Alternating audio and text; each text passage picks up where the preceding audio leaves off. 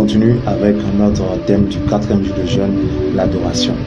Tellement que la position de se prosterner prouve l'adoration, le diable a plusieurs fois insisté que le Seigneur Jésus-Christ, je peux dire, l'adore et se prosterne. Matthieu 4, verset 9, Luc 4, verset 7. On va lire Luc chapitre 4, verset 7. Il dit, si donc tu te prosternes devant moi, elle sera toute à toi. Le Seigneur lui dit, il est écrit, tu adoreras le Seigneur ton Dieu et tu le serviras lui seul. La position de se prosterner est ce qui prouve même vraiment l'adoration. En esprit, le fait de venir en retard même à l'église, tu n'es pas trop content, c'est la position de se prosterner. Tu mets Dieu au-dessus de toutes choses. C'est une manière de se prosterner. Tu respectes les hommes, mais Dieu prend le dessus. Dieu au-dessus de toutes choses. Personne n'est indispensable dans ta vie à part Dieu. C'est ça, se prosterner. Ta manière de faire, ta manière de t'exprimer, ta manière de te conduire avec ton frère en Christ, ta soeur en Christ, ta manière de faire les choses à l'église, c'est cela qui prouve ton adoration. Gloire à Dieu.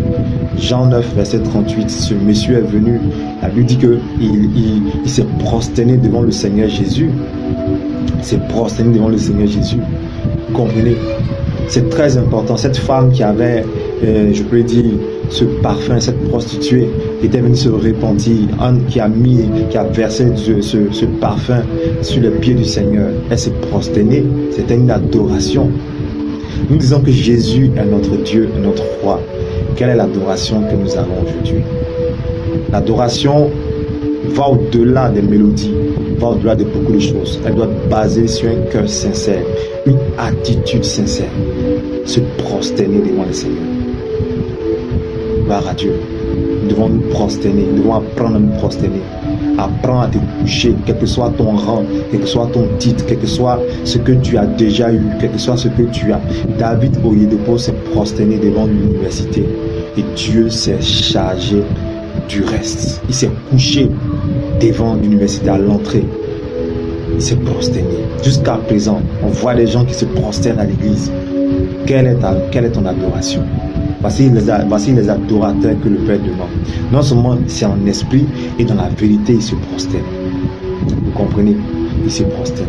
Donc nous devons avoir cette attitude, cette habitude de se prosterner devant le Seigneur, même si on ne le voit pas, mais en esprit, nous savons qu'il nous voit et c'est devant lui que nous nous couchons.